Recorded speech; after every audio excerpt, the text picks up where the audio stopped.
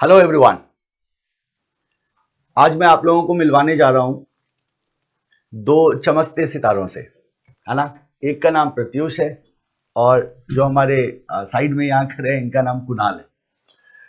अब इन दोनों बच्चों की एक खासियत ये है, हमेशा साथ दिखते हैं भाई साहब। शुरू से लेकर आज तक में इनको जब भी देखा ये हमेशा साथ दिखते हैं, तो मैंने कहा चलो अच्छी है, दोस्ती बरकरार रहनी चाहिए। और अच्छी बात यह है कि ये दोनों दोस्त हैं, बहुत गहरे दोस्त हैं, हमेशा साथ रहते हैं। और साथ ही साथ इन दोनों ने सीए इंटर नवंबर 2018 के एग्जामिनेशन में ऑल इंडिया रैंक स्कोर किया है, जहां मैं आपको बताऊं कि प्रत्युष जो है, प्रत्युष का रैंक है 30, है ना, और Kunal has scored 46। So AIR 30 and AIR 46। बहुत हार्ड वर्क करी है इन्होंने यहां तक पहुंचने के लिए। और मैं आपको बताऊं कि बहुत विशिष्ट होते हैं वो लोग जिन्होंने ऑल इंडिया रैंक को स्कोर किया होता है। जरा आप सोचो, इतनी बड़ी आबादी में ये डिस्टिंग्विश्ड पर्सनालिटीज हैं जिन्होंने क्या किया है, अपने आप को साबित किया है कि yes we are the in the top 50। ये टॉप 50 में फॉल करते हैं। Definitely that is a matter of proud. अब मैं चाहता हूं कि प्रत्युष एंड कुणाल बारी बारी से ऑफ कोर्स हमसे अपने एक्सपीरियंसेस को शेयर करें, कैसे उन्होंने तैयारी करी थी, कैसे उन्होंने पेपर को प्लान किया था, कितनी बार रिवीजन किया था, है ना। और and whatever journey they have been through. Please Pratyush. Sir मैंने अक्रॉस 3 मंथ्स पहले अप्रॉक्स मैंने अपनी स्टडी अच्छे से स्टार्ट कर दी थी।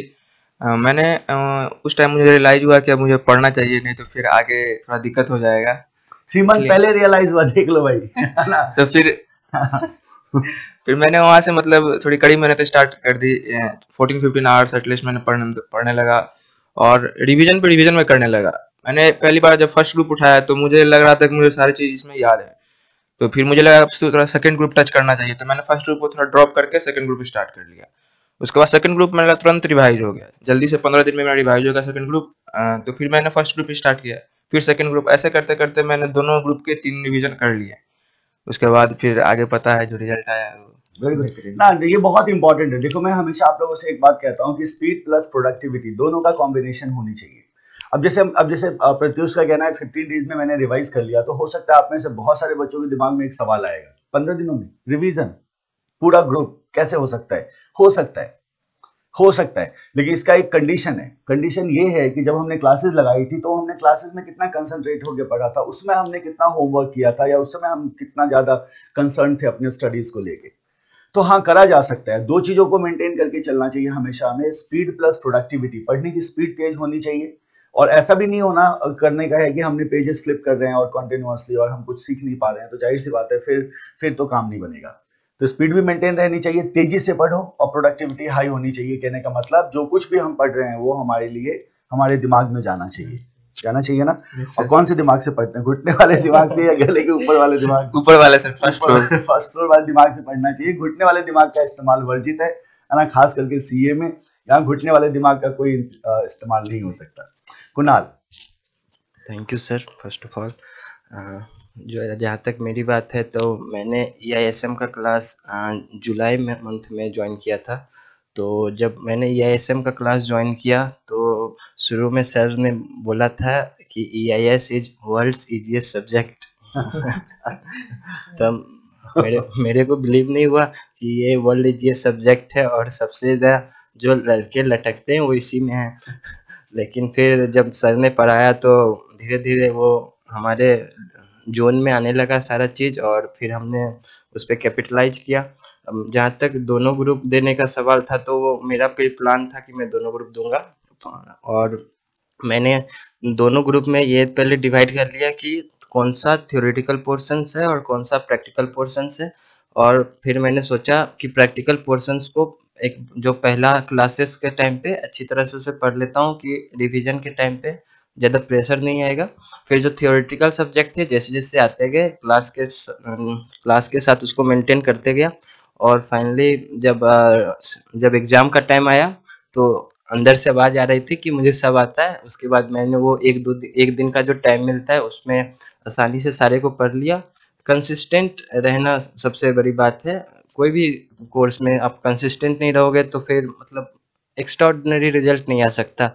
तो कंसिस्टेंसी प्लस एक्यूरेसी सबसे बड़ी बात है। कंसिस्टेंसी, बहुत बहुत अच्छी बात कही कुणाल ने। कुणाल अच्छा स्पोक्स पर्सन है, मैं आपको बताऊं, बड़ी अच्छी से अपनी बातों को कहते हैं, अपने थॉट्स को बहुत आसानी से एक्सप्रेस करते हैं।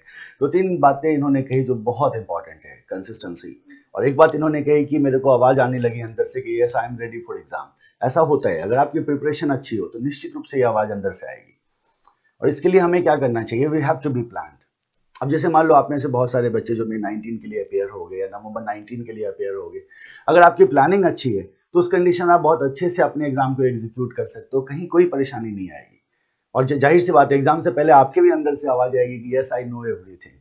और मैं ये मान के चलता हूँ कि दोनों ही बच्चों का टारगेट, डेफिनेटली इनका टारगेट हो रहा होगा कि हम 10 के ऊपर रहें, बट स्टिल 50 के अंदर आना ये अपने आप में क्या है, बहुत बड़ी बात है ना। सो क्या करना चाहिए, कंसिस्टेंट स्टडी करनी चाहिए, है ना, थॉरो स्टडी करनी चाहिए, कहीं कोई शॉर्टकट नहीं लेना चाहिए। ये नहीं कि हम शॉर्टकट ले रहे हैं और रटने की कोशिश कर रहे हैं, तो उससे क्या होगी, परेशानी बढ़ती जाएगी और अल्टीमेटली हम बाद में जाके प्रेशराइज हो जाते हैं, फ्रस्ट्रेट होना शुरू हो जाते हैं, right. So be relax, be cool, be calm, कोई घबराने की जरूरत नहीं, आराम से शांति से, है ना, आराम से शांति से पढ़ाई करने का है और कंसिस्टेंसी मेंटेन रखनी है कॉन्टिन्यूअसली टिल आवर एग्जाम, है ना। और कुछ आप सजेशन देना चाहते हैं बच्चों को? मैं यही कहना चाहता हूँ कि जब भी कोई भी क्लास में जो कोई भी मतलब एक दिन जो कुछ पढ़ाया जाता है, भले वो थ्योरेटिकल सब्जेक्ट हो या प्रैक्टिकल सब्जेक्ट, तो उससे मतलब जितना जल्दी आप वो क्लास वर्क को मेंटेन कर लोगे, ख़त्म कर लोगे, उतनी जल्दी वो आपके अंदर आ जाएगा। फिर आपको जो दूसरा या तीसरा रिवीजन करोगे तो आपको लगेगा कि मुझे 80 to 90% चीज़ ऐसे ही आ रही हैं, और वही जो एक दो पॉइंट रहते हैं सारे चैप्टर्स में, फिर बस उनको देखना पड़ेगा और वो आसानी से फिर हो जाएगा, फिर आप पे वो ज़्यादा बर्डन नहीं आएगा कभी भी। दैट्स राइट, है ना। सो प्लान वे में हमें क्या करना है, पूरे सिलेबस को कॉन्टिन्यूअसली रिवाइज करते रहना है, स्टडी करते रहना है, डिटेल्ड स्टडी को प्रेफर करना है। दैट इज द मंत्र फॉर सक्सेस, है ना, यही फैक्ट है। So thank you Pratyush Thank you, thank you sir. Sir. and Kunal, thanks for talking with us, and God bless you all. Thank you.